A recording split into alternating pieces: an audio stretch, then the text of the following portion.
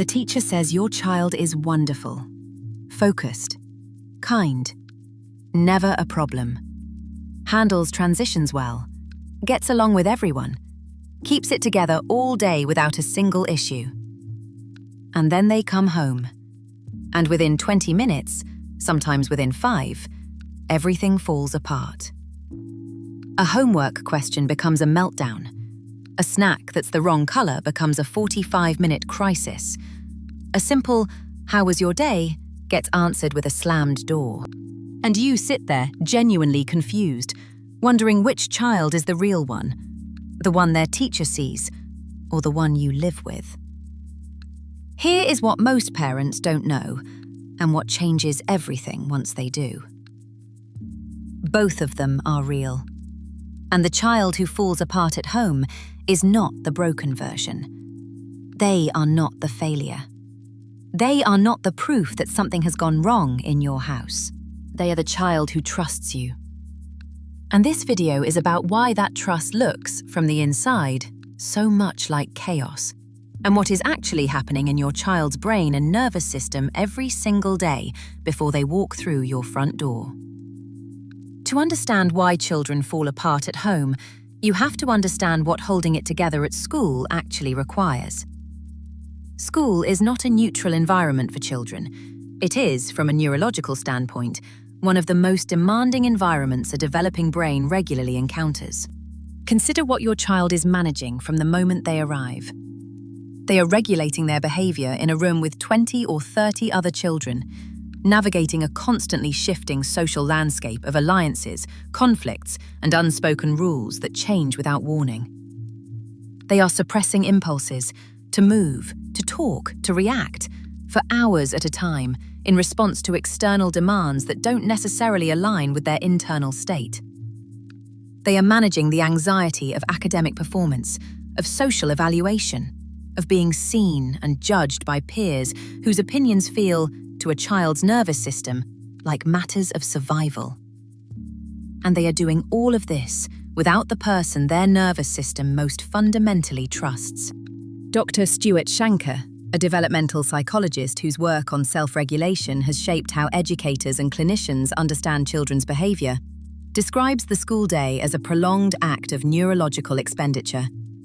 Every act of self-regulation, every impulse suppressed, every social calculation navigated, every emotional reaction managed, costs something. It draws from a finite reservoir of regulatory energy that the child's nervous system maintains. By the time the school day ends, most children, and especially children who are anxious, sensitive, or working harder than average to manage their social environment, have spent the majority of that reservoir. They arrive home running on empty. What happens next is not defiance, it is depletion. This is the part that surprises parents most, because it inverts the way the problem is usually framed. Most parents, when they experience this pattern, assume that something about home is causing it, that their child is more stressed at home than at school, that there is something in the family environment, a rule, a dynamic, a relationship that is creating the dysregulation. In the vast majority of cases, the opposite is true. Home is where the dysregulation surfaces because home is where it is safe to surface. Your child has spent all day in an environment where emotional regulation was not optional, where losing control meant social consequences, being seen as immature, disruptive, different, where the cost of falling apart was high enough that their nervous system kept the lid on, hour after hour, through sheer expenditure of effort. And then they walked through your door. And their nervous system registered something it has registered thousands of times before. This is the safe place. This is the person, the people, with whom the performance is not required, with whom being a mess is survivable, with whom the cost of falling apart is, at some deep neurological level, assessed as manageable. Dr. Ross Greene, a clinical psychologist at Harvard Medical School, has a phrase for this that many parents find both devastating and reassuring. Children save their worst for those they trust most. Not because the worst is caused by those people, but because those people are safe enough to receive it. The meltdown at 4 p.m. is not evidence of a broken home. It is evidence of a secure attachment. It is your child's nervous system saying, with the only language available to it after a day of maximum expenditure, "I am finally somewhere I can let go." That does not make it easy. It does not mean the meltdowns don't need to be addressed or gently shaped over time, but it reframes what they are, and that reframing is the beginning of responding to them differently. While every child experiences some version of this pattern, research consistently identifies several groups for whom the gap between school self and home self is widest. Anxious children. A child who is managing social anxiety throughout the school day is expending regulatory energy at a rate significantly higher than their peers. The effort of appearing calm when they don't feel calm, of navigating social interactions with a nervous system that is already reading threat where others read nothing, is enormous. By the end of the day, they have nothing left. The slightest friction at home can trigger a response that looks disproportionate because it is carrying the weight of an entire day's accumulated stress. Sensory-sensitive children. For children who experience sensory input more intensely, the noise of a cafeteria, the texture of a school uniform, the unpredictable physical proximity of other children, the school day is not just socially and academically demanding, it is physically exhausting. Sensory overload accumulates silently throughout the day and discharges at the first available opportunity, which is home. Highly social children. Children who are deeply invested in their peer relationships, who care intensely about how they are perceived, who put significant energy into managing their social position, spend a resource at school that is separate from academic regulation. The social calculation is constant and costly. Home, where social performance is not required, becomes the release valve. Children who mask. This category deserves specific attention because it is the least visible and the most significant. Some children, and autistic children, and children with ADHD in particular, though not exclusively, have learned to present a regulated, socially appropriate version of themselves at school through a process of active, conscious effort. They watch other children and imitate the responses that fit. They manage their reactions in real time, correcting and adjusting constantly. This is called masking, and it is one of the most exhausting things a child can do. The child who masks perfectly at school and falls apart at home is not inconsistent. They are depleted. The falling apart is not a behavior problem. It is the cost of the performance finally coming due. Most parents, encountering the home meltdown pattern, respond in ways that make complete intuitive sense and that accidentally extend the dysregulation rather than resolving it. The interrogation at the door. How was your day? Did anything happen? Are you okay? Did you eat your lunch? The parent has been waiting all day to reconnect. They want information, reassurance, connection. But the child's nervous system has just arrived at its safe place after maximum expenditure and is in the early stages of decompression. Questions, even warm, loving questions, require regulatory resources the child doesn't currently have. They land not as connection, but as demand. The monosyllabic answer, the irritated shrug, the "I don't know." These are not rudeness. They are a depleted system, signaling that it cannot currently perform. The homework request. Arriving home and immediately transitioning to academic demands asks a child who has just spent 6 hours in a performance environment to re-enter a performance environment without a gap. The nervous system, which was beginning to decompress, gets redirected back into expenditure before it has had any chance to recover. The resistance this produces, the tears, the refusal, the sudden inability to do things the child was doing easily at school, is a direct neurological response to being asked to go back in before you've come out. The consequence for the meltdown.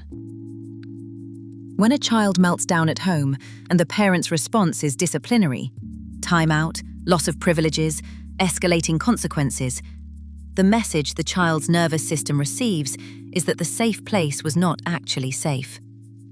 That letting go here has costs. Over time, this teaches the child to suppress at home the same way they suppress at school, which looks like improved behavior in the short term and produces a child who has nowhere left to decompress. This is how school-age anxiety escalates.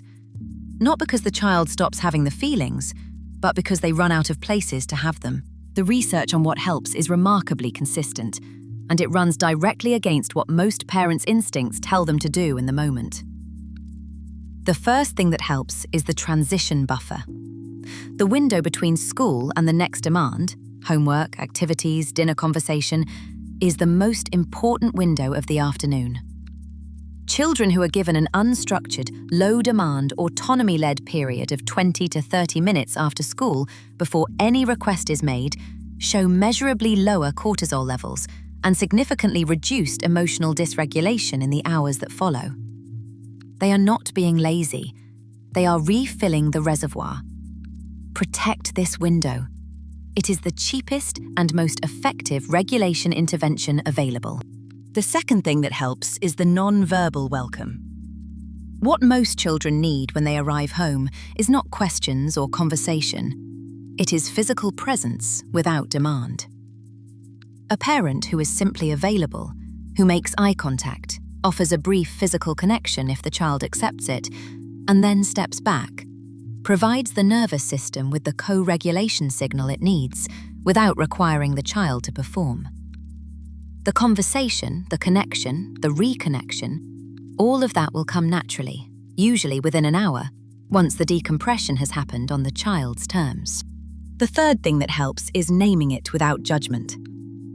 Children who are given language for what is happening, "You've been working really hard all day, and your brain and body need time to reset before we do anything else," develop the ability to understand and communicate their own regulatory state over time. The framing matters. The child is not failing. They are human. Their nervous system is doing exactly what nervous systems do after prolonged expenditure. Naming that out loud, without frustration, without the implication that the decompression is a problem, reduces the shame around it and shortens the recovery window. The fourth thing, and the one parents most reliably underestimate, lower the demand of the homecoming. This sounds simple and is practically difficult. Homework can often wait. The shoes by the door can wait. The snack negotiation can wait. The debrief of the school day can wait. What cannot wait is the child's access to their safe place, to the one environment in their life where they are not required to perform. Every time you protect that environment, every time you choose not to make the first 20 minutes after school a gauntlet of requests and questions, you are doing something more valuable than any specific intervention. You are confirming, again, that this is the safe place, that letting go here is still allowed. That confirmation is what the trust is made of. And the trust is what the whole thing runs on. The child who holds it together all day and falls apart the moment they see you is not the broken version of your child. They are the version who trusts you, who has learned, through every ordinary act of showing up that you have ever done, that this is the place where the weight can come down, where the performance can stop, where they are allowed to be exactly as tired and overwhelmed and human as they actually are. That is not a problem you created. That is a relationship you built. It won't always feel that way at 4:30 p.m. when the third meltdown of the afternoon is happening over nothing. But underneath the chaos of those moments is something worth seeing clearly. Your child chose you to fall apart in front of. That is the whole thing. If this landed somewhere real, share it with a parent who is in the middle of this right now and hasn't been able to name it yet. And subscribe if you want to keep going deeper into the real psychology of what's happening inside your child every day. See you next week.